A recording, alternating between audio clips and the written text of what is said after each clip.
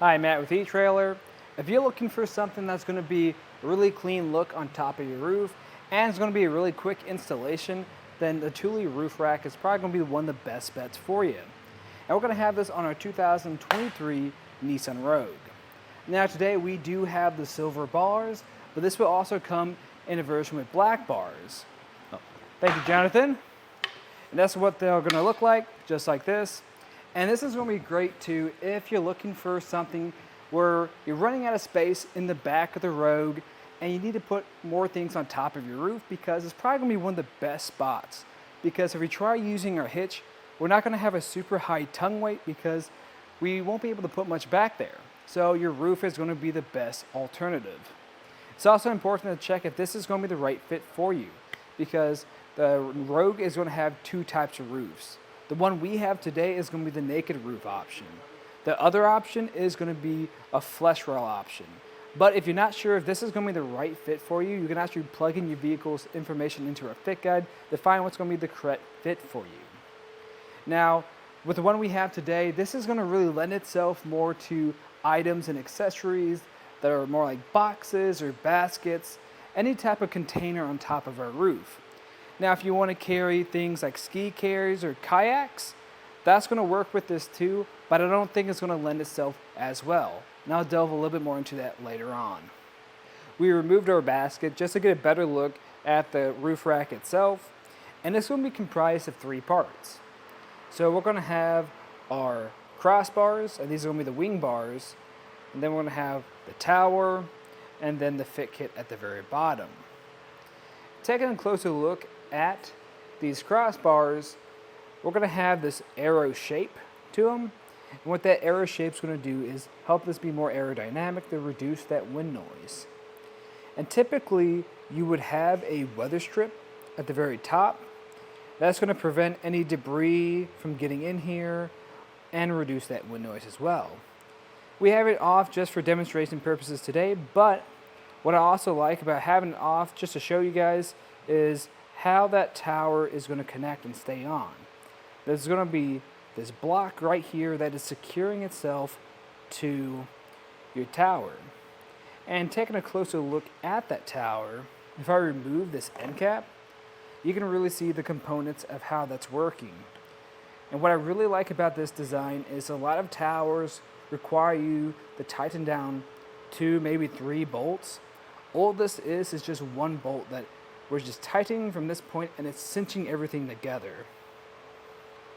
And then for how it actually attaches to our roof, that's only going to be one bolt as well. That's just going to be tightening this clamp and this base to our gutter and the top of our roof.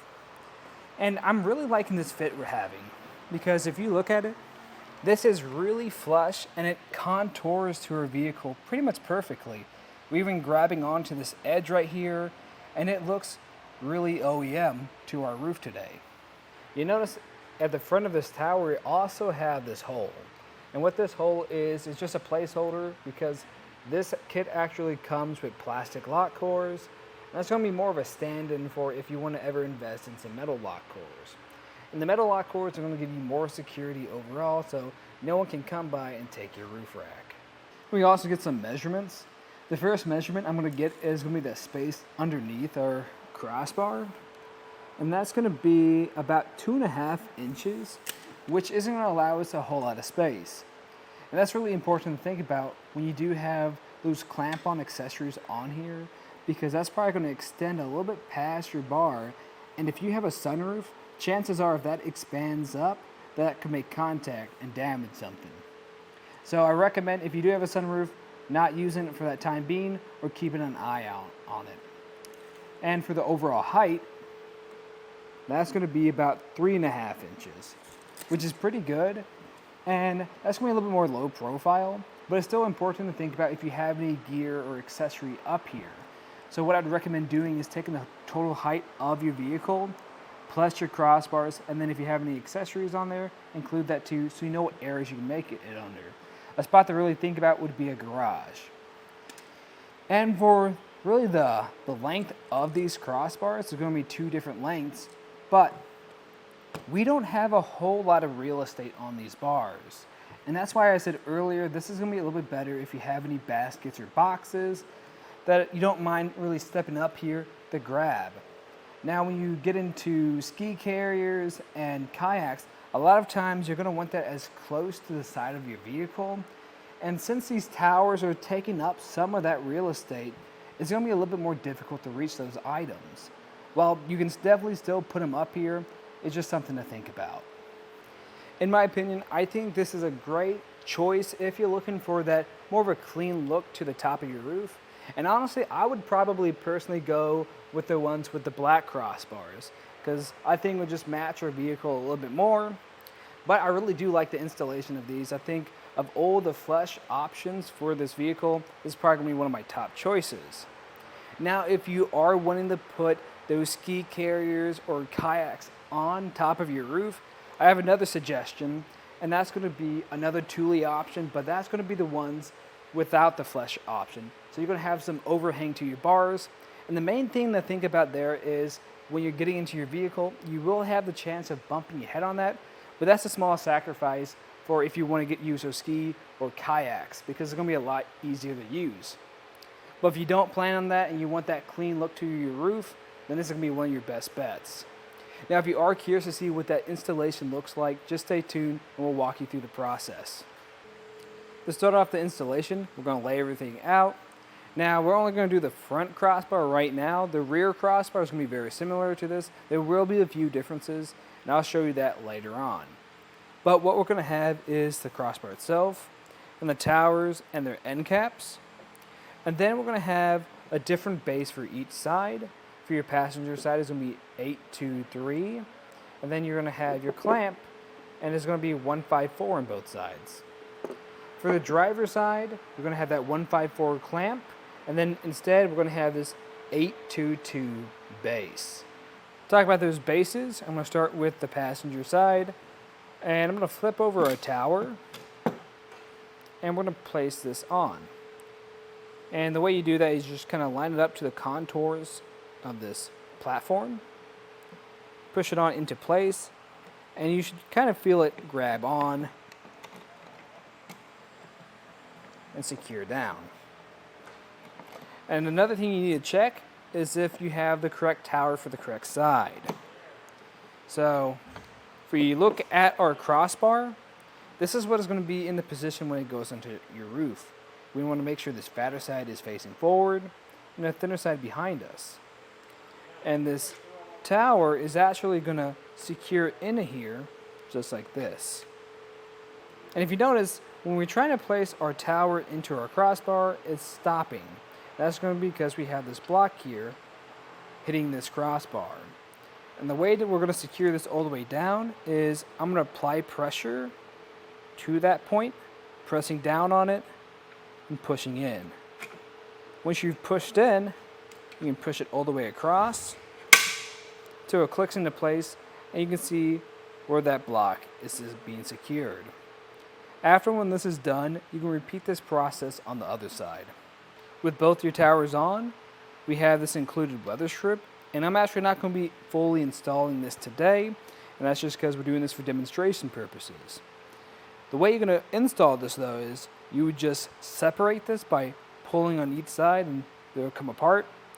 And then you're going to grab per side, the side with the arrows on it. We want that to be facing forward in this position right here, or grab on to these grooves. And then you repeat that process for the front side too. And you just push down until it grips into place. And this is what it's going to look like roughly.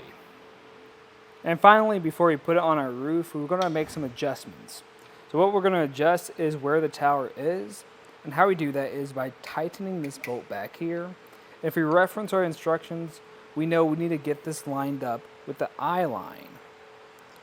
So I'm just going to come back here, use our included tool, but tighten this until that line where the eye is flush with the crossbar. Once that's lined up, we're going to repeat these steps on the other side and then put it on top of our roof. When you have it on top of your roof, you just roughly place it where it needs to sit, and you want to make sure that this thicker side is facing in front of us and the thinner side behind us. And then we want to make sure this is in the right spot.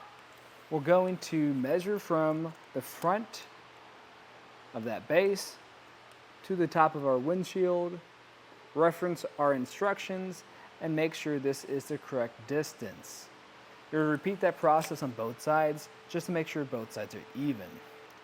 This is what your base should look like. It should be really flush with your roof and grabbing onto this edge right here. If yours looks like that, you should be fine. If it doesn't, you might have to make some adjustments, either tightening this up a bit or loosening out some. But when we get to the stage, we can put on our clamps. I'm going to open up my door so I have access to my gutter. And this was actually an earlier step in our instructions, but I like to wait to do this because it's a lot easier to get it put in place. Now, if this is too tight for you to get this clamp in here, what you can do is come by with this included tool, loosen it up a bit, it'll give you a little more play. And now you can just grab this, make sure those hooked ends are facing towards the center of your crossbar, push it up and in. You might have to put some pressure in it, and you're kind of hear it grab into place. Now right now, we don't have enough room to push that down, so I'm going to loosen this up some.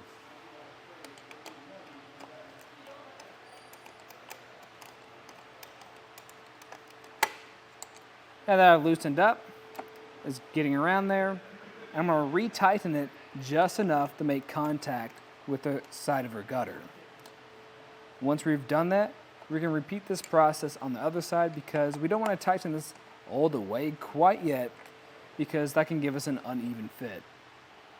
After going back and forth a bit, you'll finally reach a point where it's starting to feel pretty tight. And it'll let you know it's tight all the way when you hear that click. After that, give it just a good old shake test, make sure everything feels secure, and then we can start putting on the rear crossbar. The rear crossbar is going to be the same process, but we're going to have different parts. So for the crossbar itself, that's going to be a 37-inch one, and for your clamps, we're going to have, as you can see right here, the 340 clamps. You're going to have that on both sides, and on your passenger rear side, we're going to have the 825 base, and for your driver side, we're going to have the 824 base. Where the installation will start to differ is when you're attaching your towers. And instead of going from the I line this time, we're going to go from the D line. So we're just going to line up this just by tightening this into place until the crossbar is flush with the D.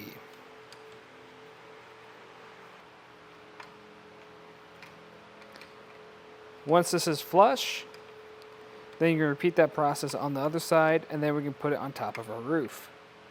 And we got the rear crossbar up here. Now, the way we were able to pick out where it's going to sit was we referenced our instructions, and that gave us the distance that's going to be from the center of our front crossbar to the center of the rear crossbar. And then we put it on. And after that, I recommend giving this one a shake test too, making sure everything feels pretty good. If it does, then you can put on your end caps. And when everything looks good, you can load it up with whatever accessories you have and go take it out for a ride. But that was just a look at the installation and some of the features of the Thule Roof Rack on our 2023 Nissan Rogue. I'm Matt. Thanks for watching.